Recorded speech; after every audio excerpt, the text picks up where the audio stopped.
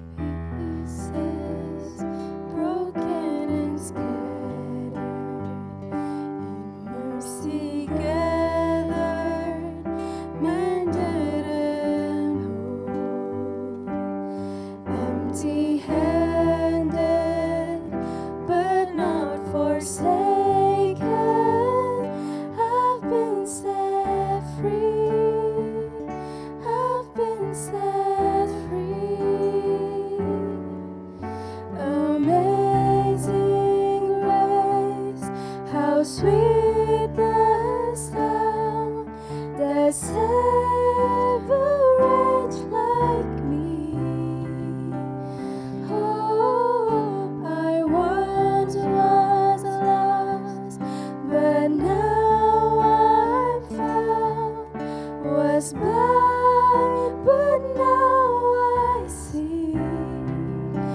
Oh, I can see you now.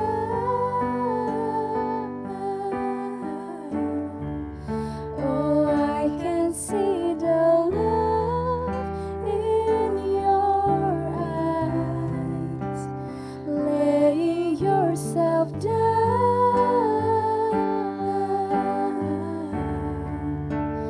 raising up the broken to life. Dengan lebih sungguh-sungguh lagi, kita ulang lagu ini bersama-sama dari awal.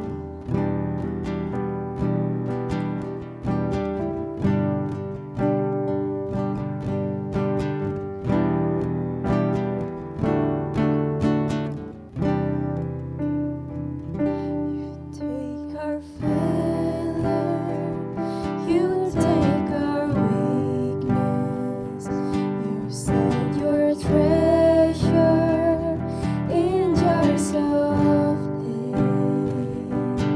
Take this heart, Lord, I'll be your face, the world to see your life in me. Amazing grace, how sweet the sound that saved a wretch like me. Oh, I once was lost, but now I'm found. Was blind, but now I see. Oh, I can see you now.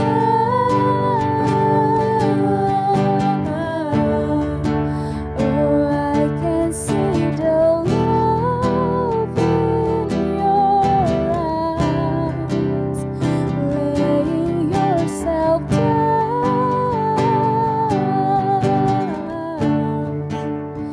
raising up the broken to life.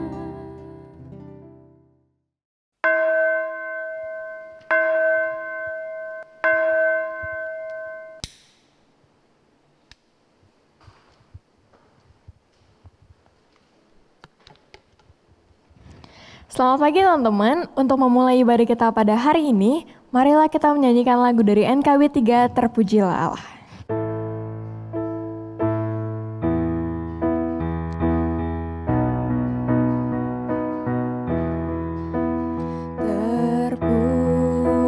Terpujilah Allah, hikmat-Nya besar, begitu kasih-Nya untuk dunia cemar.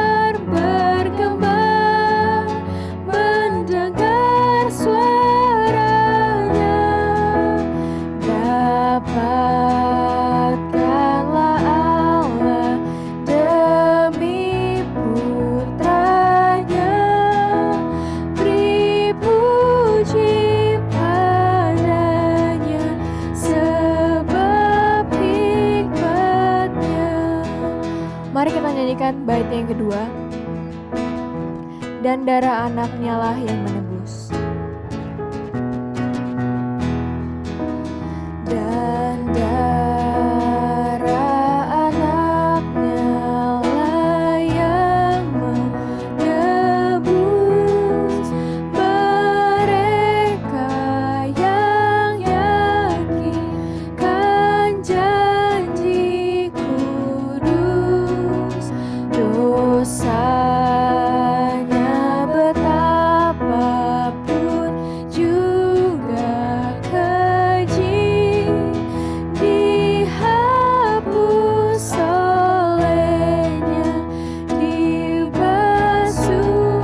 Pujilah, pujilah, pujilah, pujilah, buatlah dunia berkembang, berkembang, mendengar suaranya. Dapatkanlah Allah demi putranya, beri puji padanya sebab hikmatnya. Mari kita buka ibadah dalam doa, mari kita bersatu di dalam doa. Bapa di surga, terima kasih Tuhan atas kesempatan hari ini kami bisa beribadah. Kiranya ibadah ini dapat berjalan dengan baik sesuai dengan rencana-Mu dari awal hingga akhir. Bapa, kami menyerahkan hati kami ke dalam tangan-Mu agar kami dapat fokus mendengarkan firman-Mu hari ini. Terima kasih Tuhan, dalam nama Tuhan Yesus kami sudah berdoa. Amin. Shalom hai teens, teman-teman. Yuk mari kita memuji nama Tuhan. Mari kita naikkan syukur kita atas kasih yang besar dan menyelamatkan. Mari kita menyanyikan lagu Ku Naikkan Syukurku.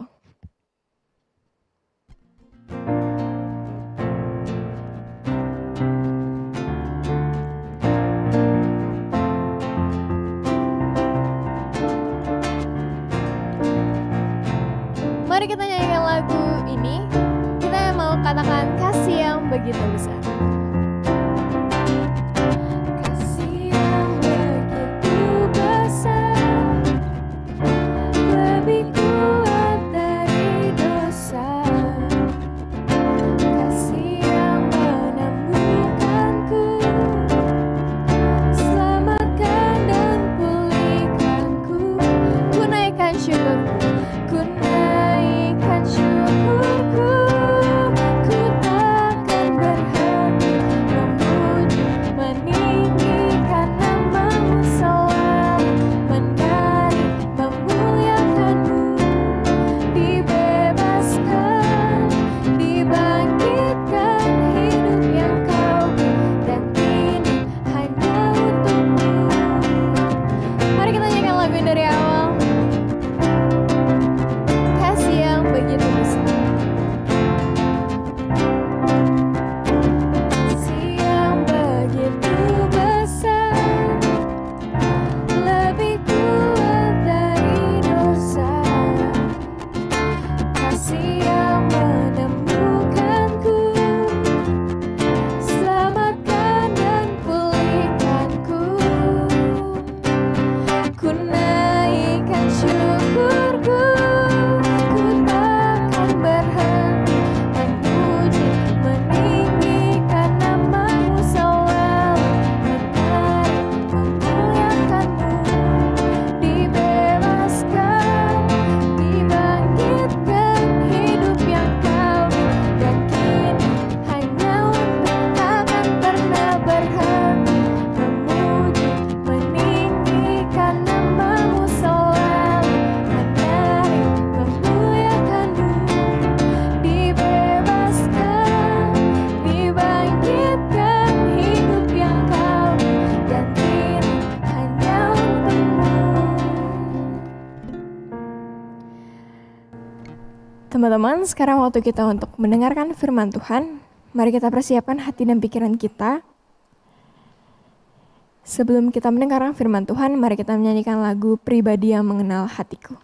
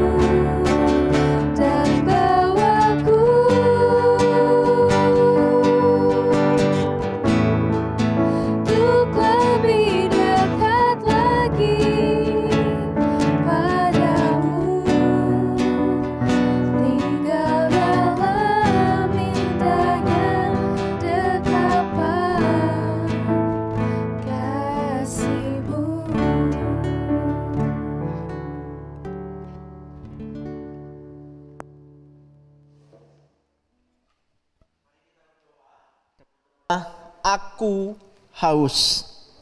Yang terambil dari Yohanes pasal 19 ayatnya yang ke-28. Yohanes pasal 19 ayatnya yang ke-28. Saya akan membacakan bagi teman-teman sekalian. Sesudah itu karena Yesus tahu bahwa segala sesuatu telah selesai, berkatalah ia supaya genaplah yang ada tertulis dalam kitab suci, Aku haus. Nah teman-teman yang terkasih dalam Tuhan, saya yakin setiap kita di sini bukan manusia yang sifatnya tak terbatas. Tetapi setiap kita di tempat ini adalah manusia yang terbatas. Begitu ya. Nah teman-teman, setiap kita pasti pernah merasakan haus. Setiap kita kalau haus, apa yang kita lakukan?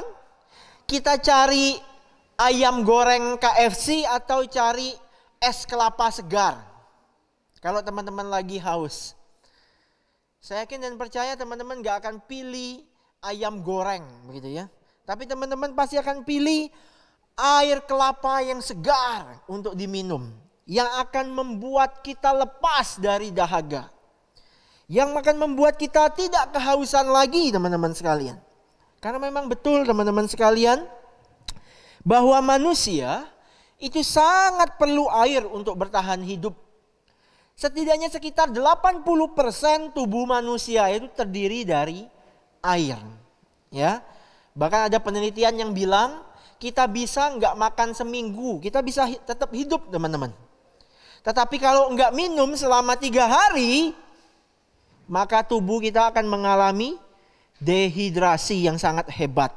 Yang dapat menyebabkan kematian bagi manusia. Nah teman-teman, kehausan adalah derita bagi badani. Bagi fisik kita. Kita akan mengalami dehidrasi yang sangat hebat. Kalau kita sampai pada titik tertentu tidak meminum air. Bahkan di dalam kisah Alkitab, kesengsaraan manusia di dalam alam maut atau kematian juga digambarkan secara figuratif dengan rasa kehausan yang sangat dahsyat.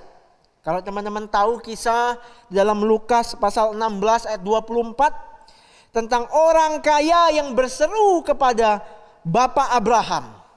Dia berteriak, "Bapak Abraham, kasihanilah aku.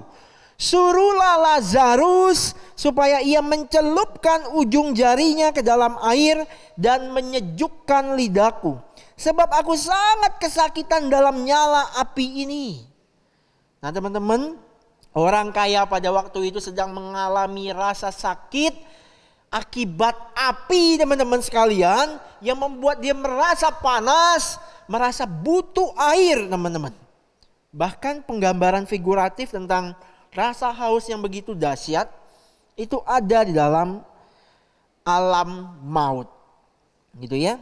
Nah teman-teman, begitu juga dengan kisah penyaliban Yesus. Tuhan Yesus tidak berkata, "Aduh sakit." Gitu ya. Tuhan Yesus tidak berteriak, "Aduh jangan paku saya." Begitu ya. Tetapi teman-teman, sebelum Tuhan Yesus mati, ia berteriak dan ia berseru. Dan dia berkata, "Aku haus." Dan teman-teman sekalian, apa yang disampaikan dan menjadi seruan Yesus ini sudah pernah dinubuatkan oleh para nabi dalam perjanjian lama, teman-teman sekalian. Di dalam Mazmur pasal 69 ayat 22 dan pasal 22 ayat 16.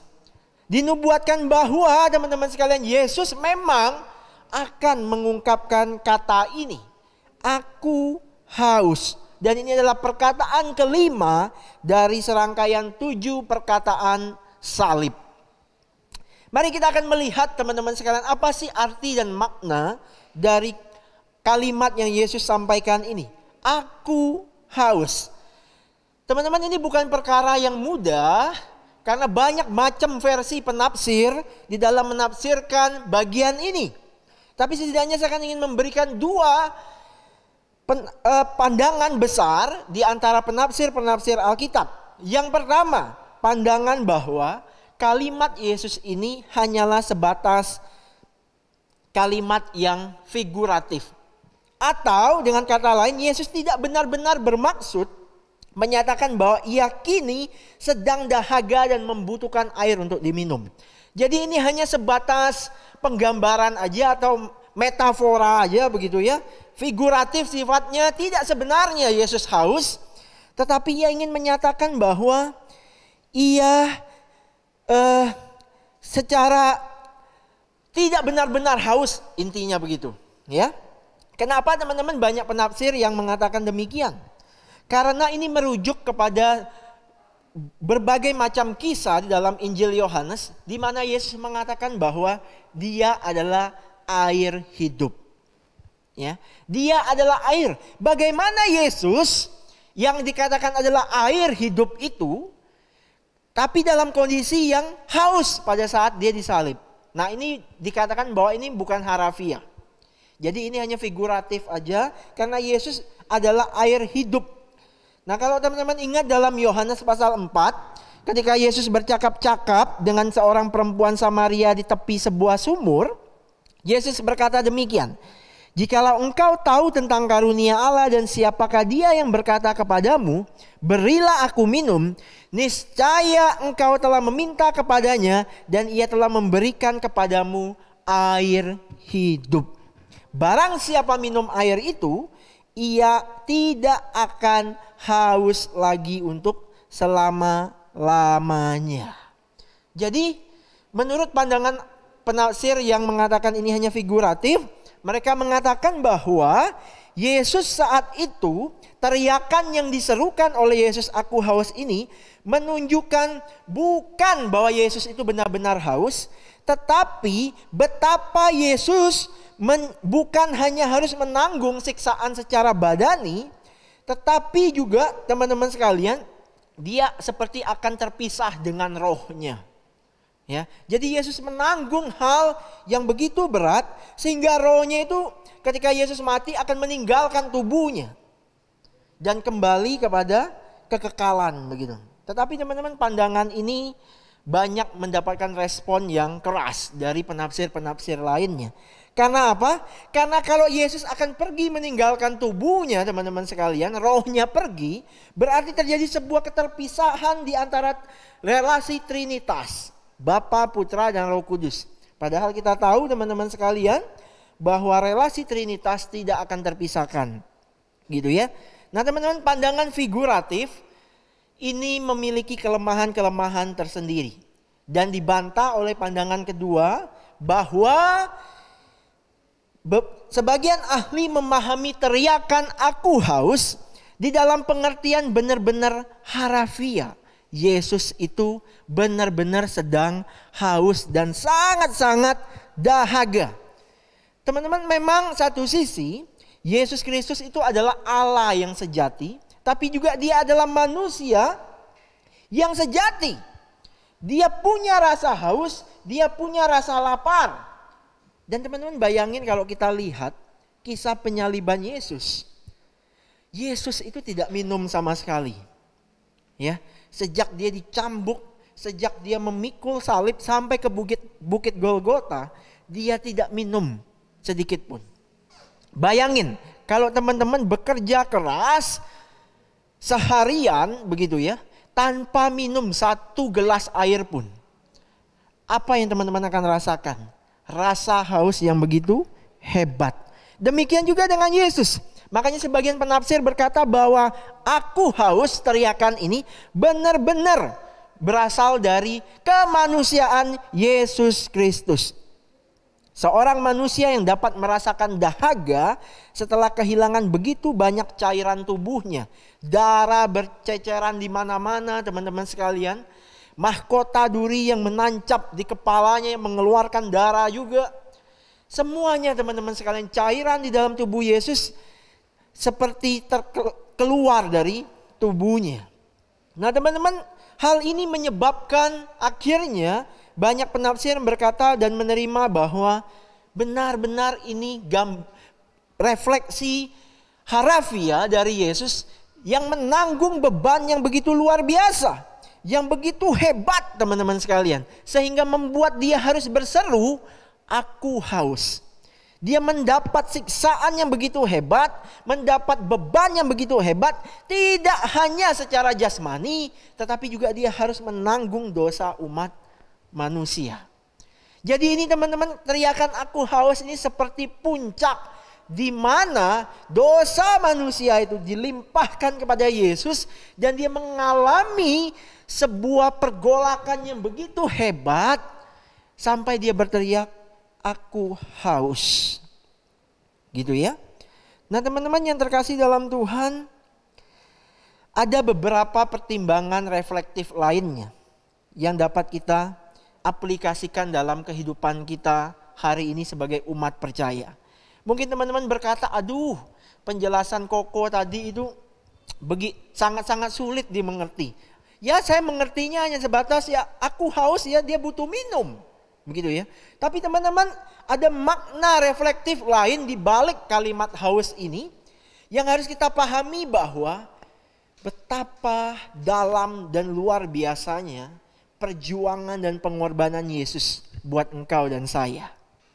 Dia harus menjalani sebuah perjalanan yang begitu penuh dengan siksaan, penuh dengan penderitaan.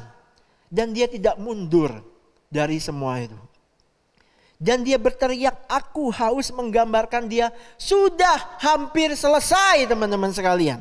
Di dalam menyelesaikan visinya dan misinya di dalam menebus manusia. Kalau seketika teman-teman sekalian, Yesus yang punya kuasa. Kemudian dia berkata, aku haus.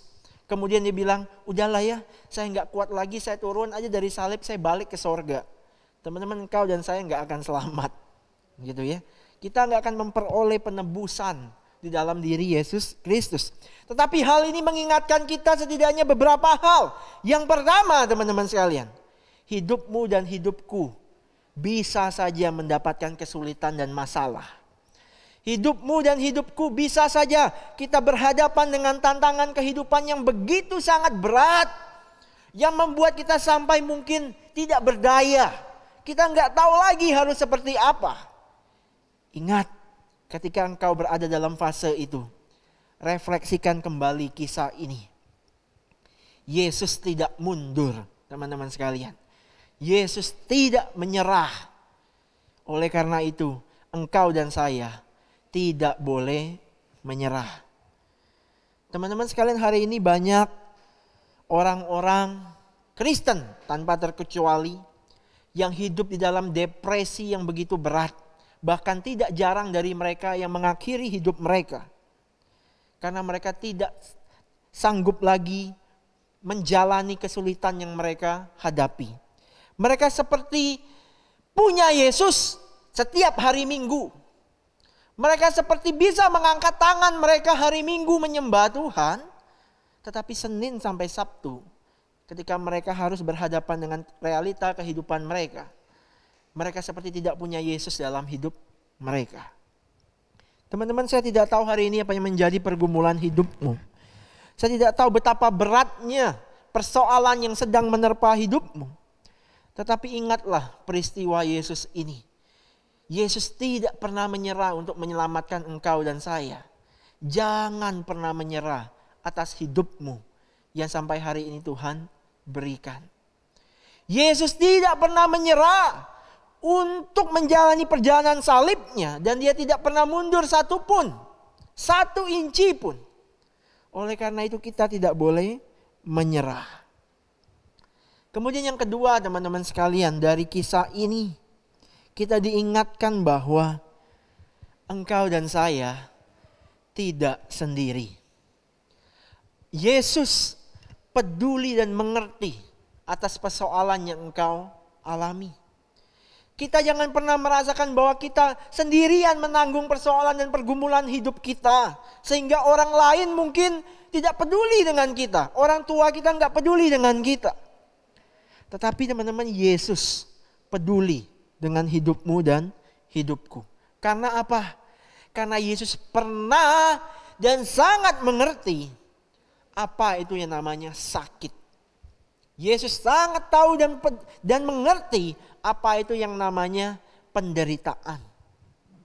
Karena dia pernah mengalami lebih dahsyat Apa yang ia alami lebih hebat daripada yang engkau dan saya alami.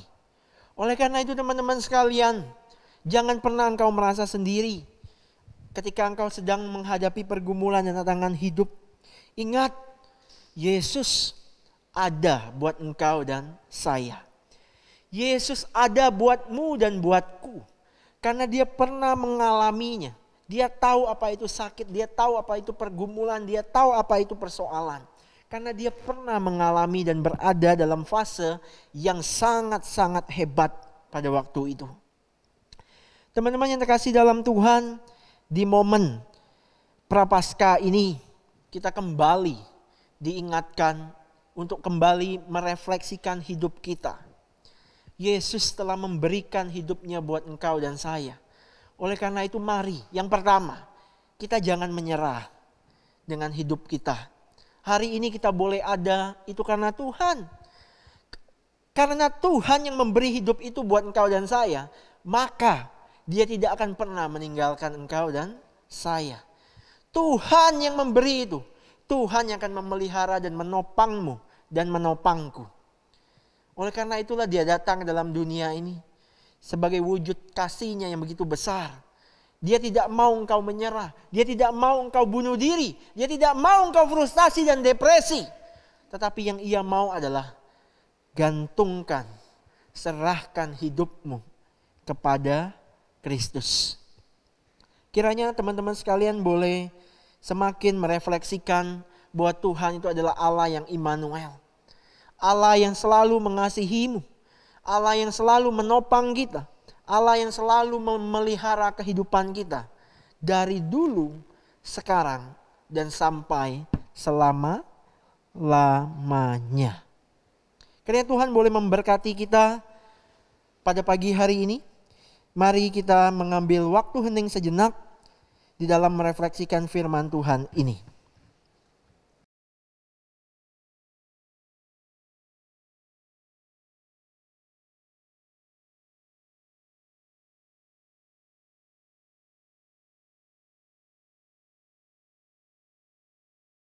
Kita undang bangkit berdiri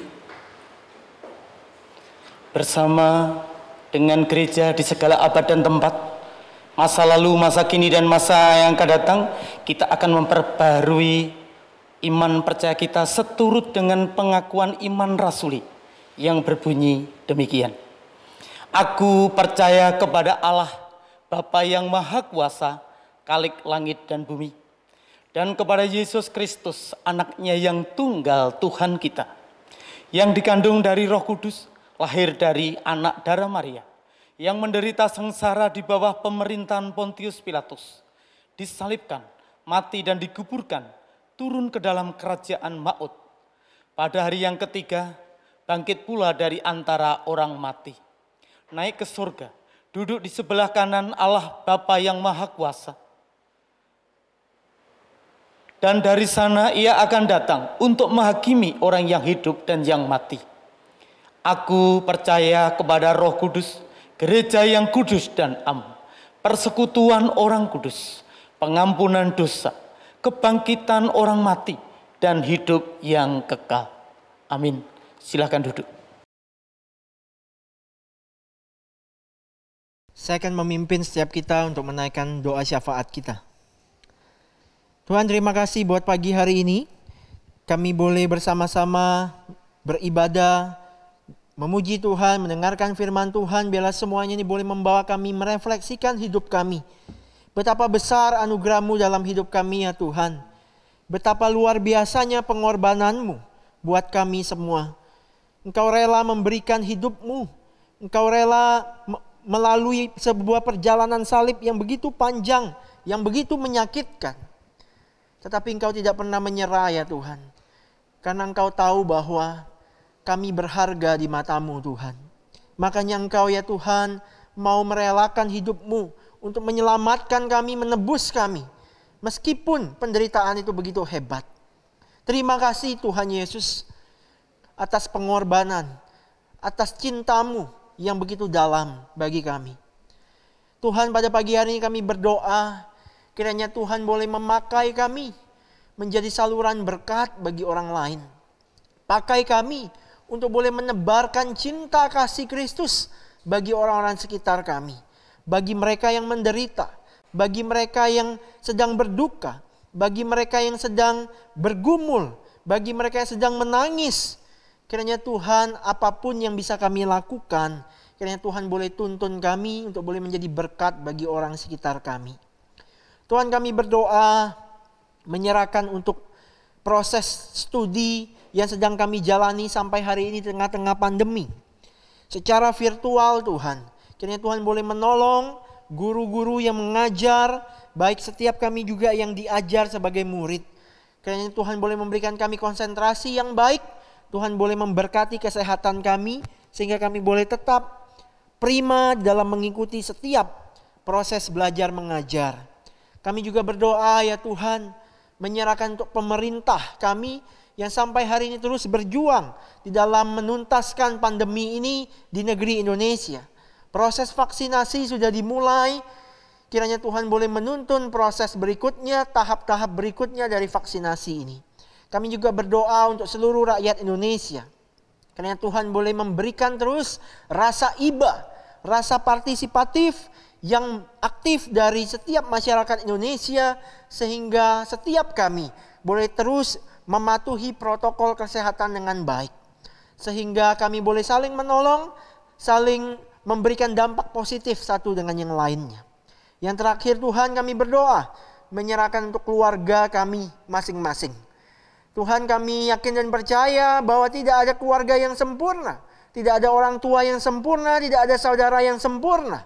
Tetapi firman Tuhan mengatakan bahwa kasih itulah yang harus ada di tengah-tengah ketidaksempurnaan itu. Kasih yang akan membawa kami saling mengasihi, saling menerima, dan saling mengampuni satu dengan yang lain. Kiranya Tuhan boleh memberkati keluarga kami, dipenuhi dengan cinta kasih dan persekutuan yang indah, sehingga keluarga kami boleh memuliakan Tuhan. Terima kasih Tuhan, inilah seru doa syafaat kami. Kami akhiri doa syafaat kami ini dengan doa yang diajarkan Tuhan Yesus kepada setiap kami.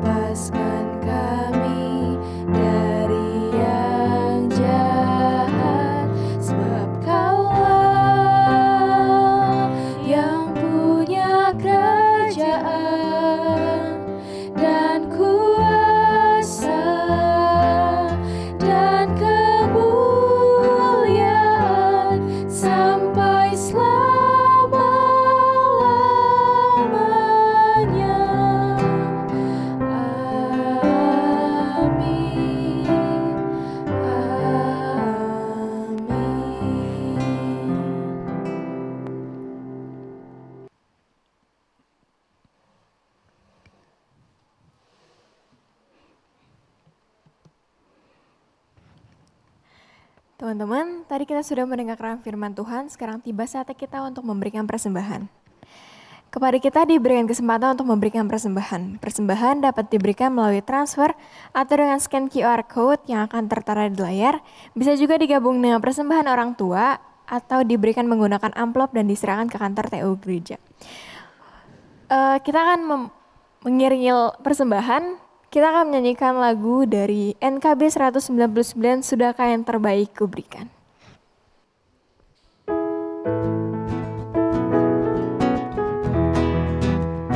Sudahkah yang terbaik ku berikan kepada Yesus Tuhanku, besar pengorbanannya di Kalvari, diharapnya terbaik dariku. Berapa yang terhilang telah ku cari, dan ku lepaskan yang terbelenggu. Sudahkah yang terbaik ku berikan kepada Yesus Tuhanku.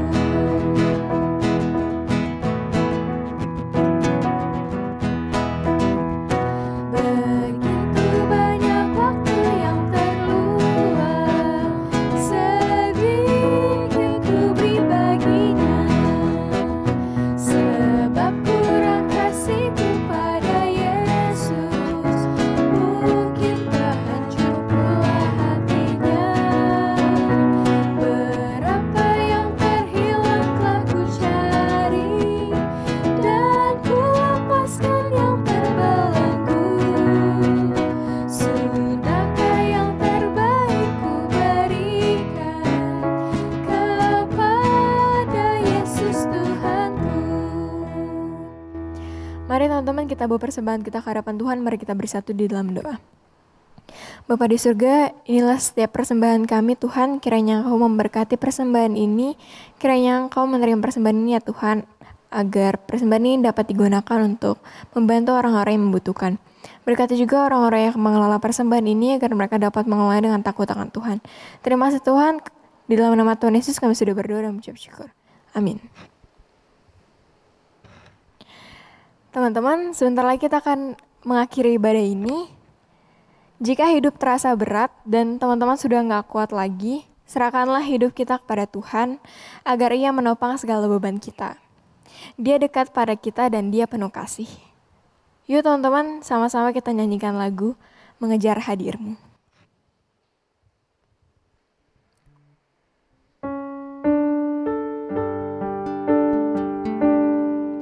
Kita mau katakan kalau dekat pada Tuhan itu rindu kita.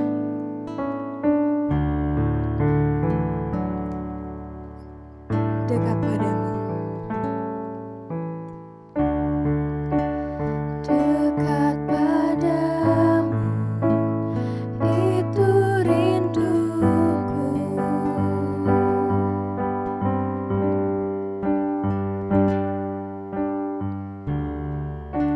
Setiap kataku, kau pun menunggu. Tak kusangka ku temukan satu kasih yang abadi. Kini ku datang dan ku bawa hidupku.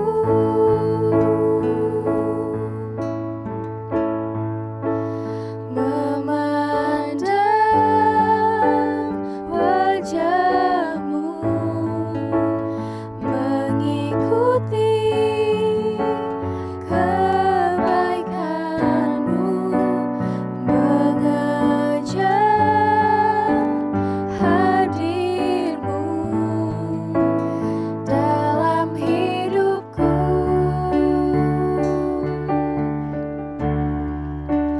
Membawa sembahku, menyatakan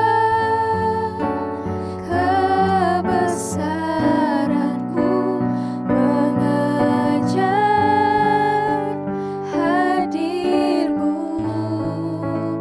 dalam hidupku. Mari kita ulang lagi dari awal. Dekat padamu. Dekat padamu, itu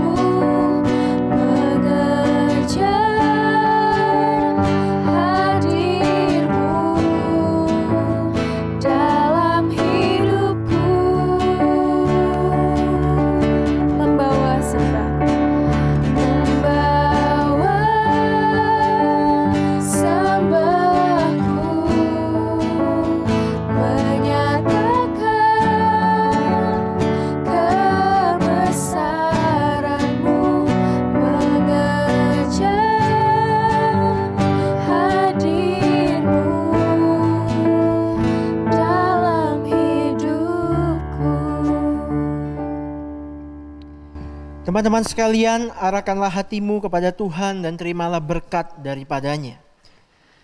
Kiranya kasih yang abadi dan sempurna dari Allah Bapa, anugerah yang tak berkesudahan dari Tuhan Yesus Kristus, pertolongan, penyertaan, penghiburan dari Allah Roh Kudus, kiranya boleh menyertai kita sekalian, mulai dari sekarang dan sampai selama-lamanya. Amin.